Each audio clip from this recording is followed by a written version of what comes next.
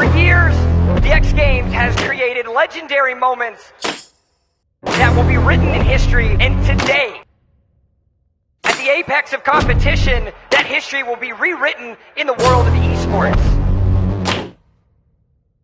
60 players, 20 teams, but only one can walk away with the gold medal. Only one can be the Apex champion. Everyone is ready to rock and roll. The jetpacks are charged, the dropship is prepared, and Kings Canyon is waiting for everyone here, and it's time to begin.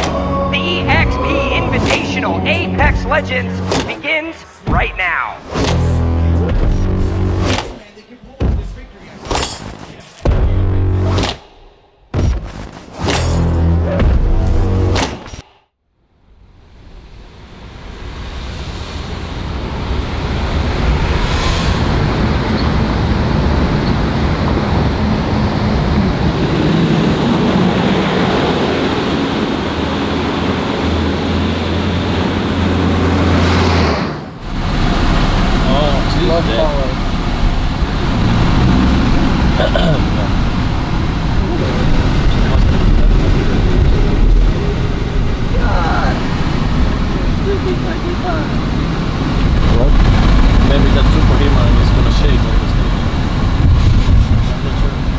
Yeah, it's real.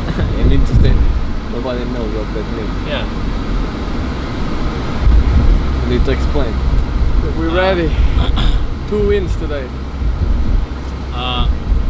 Look at girls. So, like, well, it's the first LAN, and it's the first LAN for everybody in the team. Like first Apex LAN, and probably the first LAN with this setup and this crowd, and it's just everything is so huge. And like we had a couple of practice games that went pretty well, and the last practice games, like we won some, we got second place, third place. It was been pretty well, but when the real stuff started happening, like we were just afraid.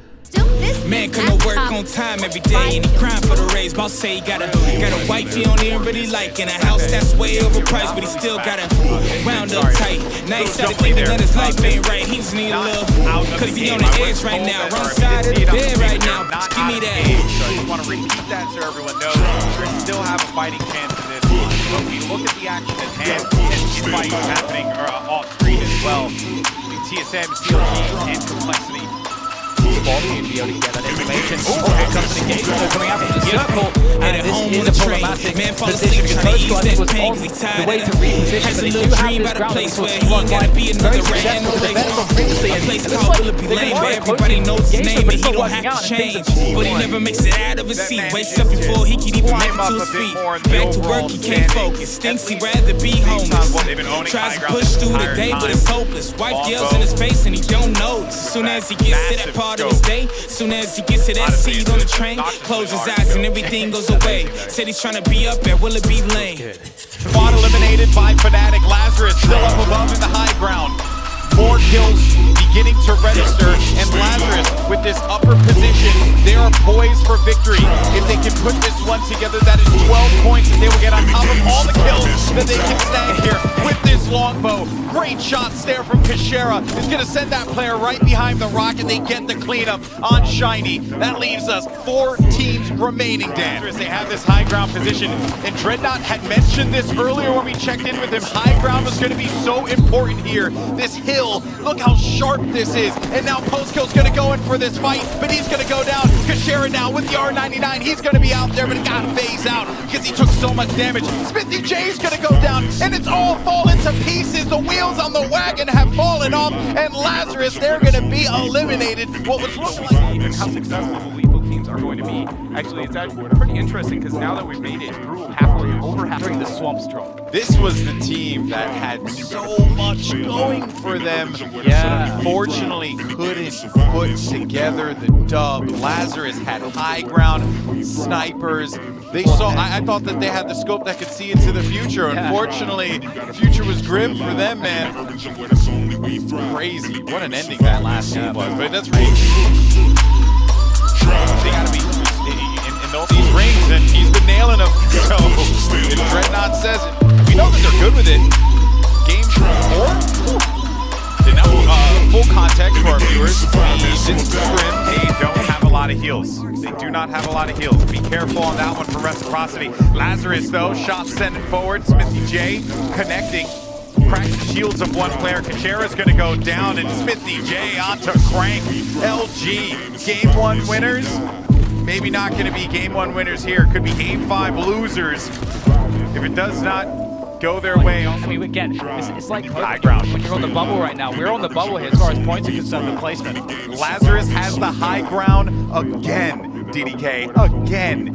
Is this going to be the game where Lazarus finally gets the win? Because last game, they had high ground, but it was on a hillside. This time, they're right on top of this helipad. And in fact, they're on top of the building where I think TSM is right below them. TSM is right underneath them. Single kill that you get is going to give you a point. They have a few that they've already managed to gain thus far. TSM underneath them. He didn't need it in the end. That is now Lazarus still in position, looking like very strong. deja vu. This surely has to be their game to win. This is deja vu, bro. I don't know if it's going to happen again like this. Lazarus, Smithy J, he's going to eat a bunch of shots, goes down to the health. But there's the connection on Tamimu. Goodbye, reciprocity. Get top 4. That's going to give him some points. 5 points to be exact. Should look good in the overall standings. Top ready for this next fight. Yeah, Huskers exchanging fire there with Lazarus, just them still trying to work that high ground, but the circle's about to come in. We're going to have a mad dash for the center. It's going to be absolutely wild here. There's still 3 squads left. We'll be diving into that position, the high ground here for drop, and there comes the damage. That's fantastic. Lazarus finally experiencing the pain here. They had high ground for so long, but look at drops go. Absolutely annihilating everyone, and down he goes. Peacekeeper out, and that's another frag coming. It's absolutely wild. My God, it's Shiny once again. How on earth did Shiny make it work? He kept them alive for so long. He had so much pressure. Really huge miscommunication. And we get a huge HUD problem as well. We didn't see that, how many teams was alive. We knew that there was 2 teams fighting each other. We saw that. But there was still 1 team more hiding behind the corner. So Post didn't realize that there was Post didn't realize that there was 3 teams. So he get the right choice, of course, if there's only 2 teams. But there was 3. And he jumped down. It was miscommunication as well, because Post never should go down first. Yeah, that's it. So many times this Lazarus roster, this EU team, it's Kachera, Postkill, and Smithy J. So many times, so close, man. They can pull off this victory. I smell it.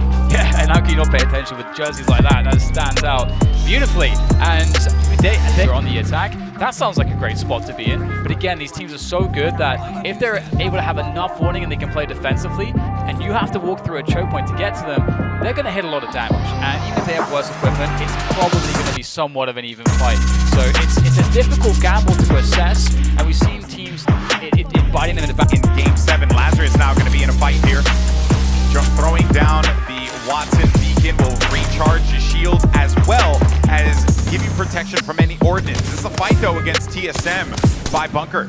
Indeed, it's looking like they have great options here to disengage if they really want to. They have some good play inside of this circle already, some cover to work with, and it seems as though TSM are in more trouble there. Also, the further prolonged this fight becomes, the more likely it is that you could get third party. So you have to start really panicking about, okay, you gotta check, is there someone coming from on flank? Just keep the bearings there on the situation. You see Kachera trying to connect another shot. He really likes that 4 to 10 times digital threat scope on the longbow. We saw them using that to brilliant success yesterday. He's going to get a clear shot with it, but he has to have the angle. So far, they have not allowed him to get the freedom to move around the side of this rock. The fight continues. DK, you mentioned it. It could get worse from here. Maybe want to use close range options. They haven't cared too much about getting those knocks at distance, but they want to finish you if you challenge their positioning. And we have seen their positioning is king. They had the best positioning the entire game. And oh my God, this is very tight, but they're going to be able to survive, but very much it's Sentinels in the squad here, and so that is a really bold opener here for day number 2.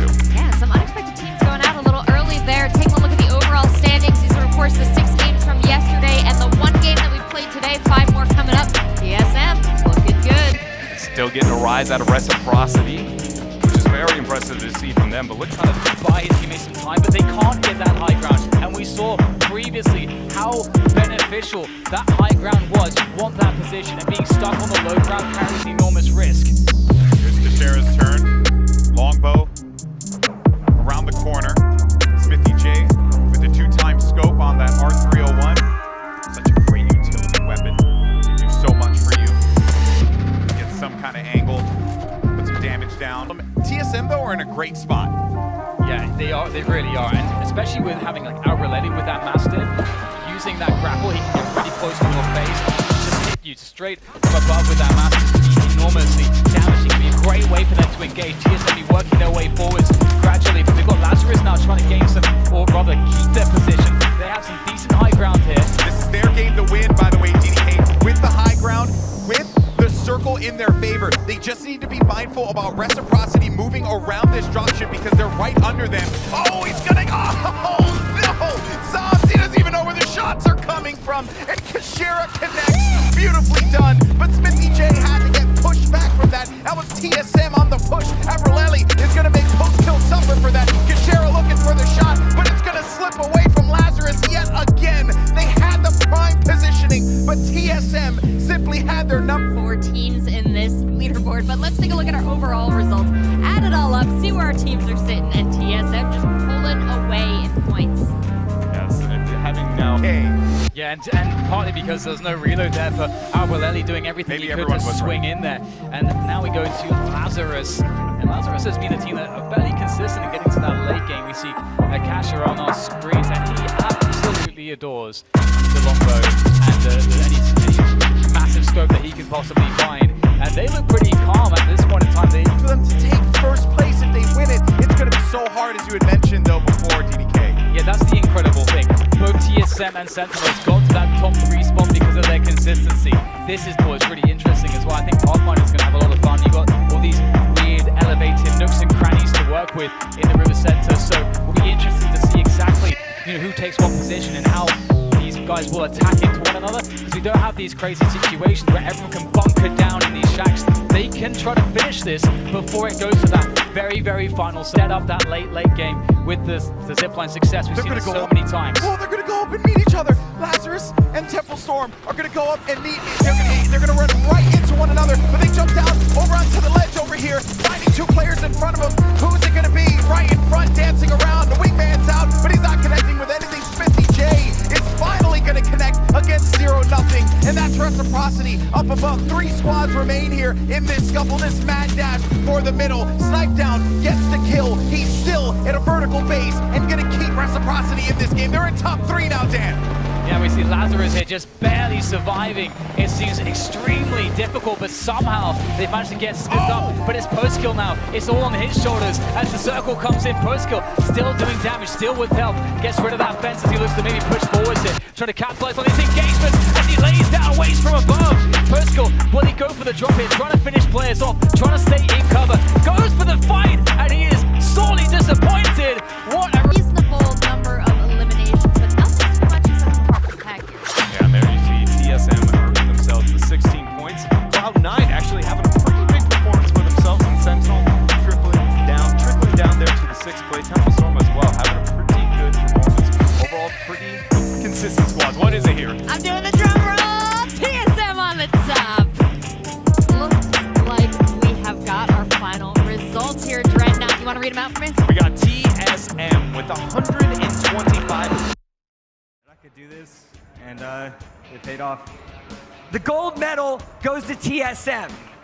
12 matches, as we mentioned, 60 players, 20 teams, and everyone across the board has been putting in their best effort. We have the podium desire, we have that. The Apex Predator is still being calculated in the back, so make sure you head on over to the ESPN Esports Twitter, pop it a follow so you know who will walk away with the $3,000 and the kill leader, the Apex Legends Predator. Now, that's going to do it for here. This is the X Games 2019 in Minneapolis. It's been a fantastic time from myself,